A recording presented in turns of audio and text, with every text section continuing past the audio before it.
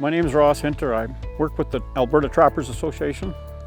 We're situated in Westlock, Alberta, but we're all over the province. My whole background is in livestock, mainly cattle over the years.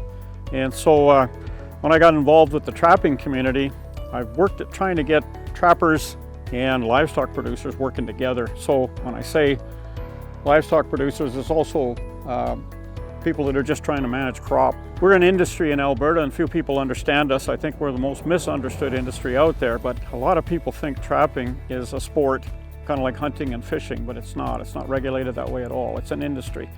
There are guys that are trapping and it's more of a sport to them, but nevertheless, we're still licensed as an industry. So in calving cattle and seeing predation issues over the years, what was really interesting to me is that the reason that we've had so much trouble between us is that a lot of times livestock producers, sometimes they start lambing or calving, say in the beginning of March.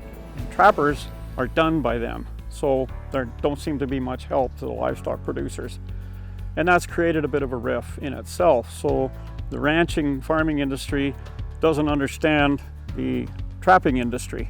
And that's where the problems have always come. The more that we communicate, the better that we do.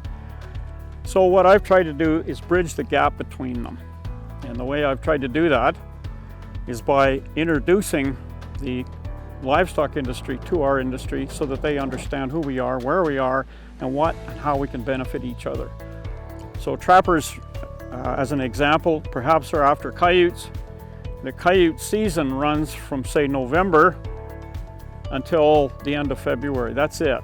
The season closes, and that means that if a producer wants help from a trapper to bring down predation issues, he's having to deal with permits because he can't just go in there and trap now. That just doesn't work. So he has to get a damage control permit, which in itself requires a great deal of time. And the rancher's idea is, well, you can just sell the fur and that's how you're going to get your money back, but it doesn't work that way. There's absolutely no value in the fur at that time of the year.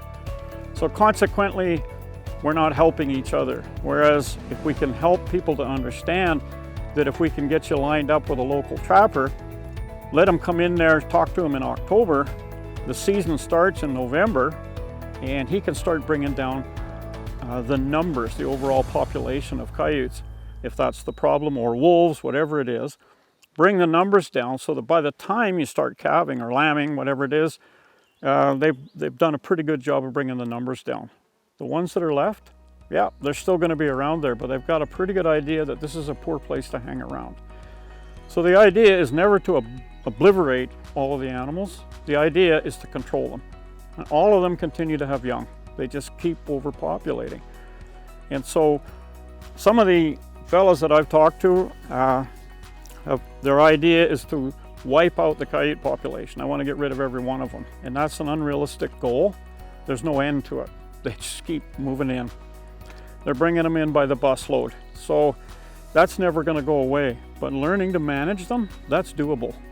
It's doable and understandable in the public's eye. It's doable and understandable, I think, from a rancher's eye. And this is where we need to bridge the gap. When we think about beaver, which overall create an enormous mess a lot of times, but yet on a year like this, we're in a kind of a drought this year. Without beaver, some of us would be in a pretty tough situation, just trying to puddle up enough water to feed the cattle. So they play a beneficial role, but it's either a love or a hate. Well, when you don't know how to manage them, they come in, they can continue to overpopulate, and by the time something's done, there's nothing left. They've destroyed half the trees, the whole cropland is flooded, and we got nothing but issues.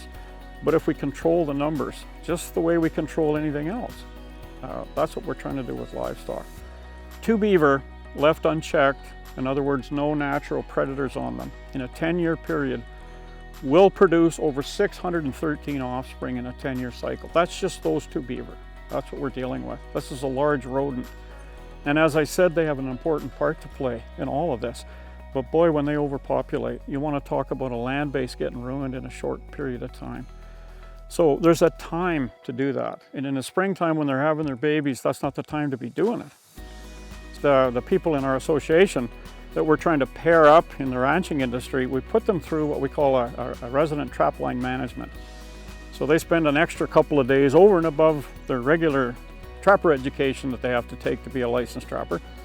And just to learn how to deal with landowners, how to deal with ensuring that we don't have incidental catches of non-target species and some of those things. And that's a huge one.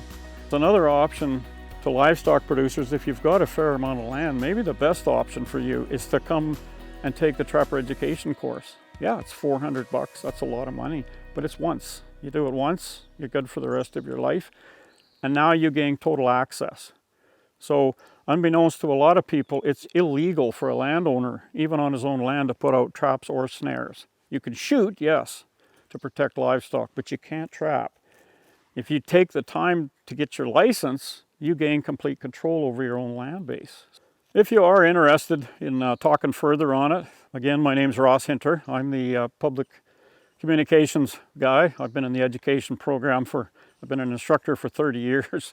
We have a website, albertatrappers.com, or you can phone us 780-349-6626 and ask for Ross.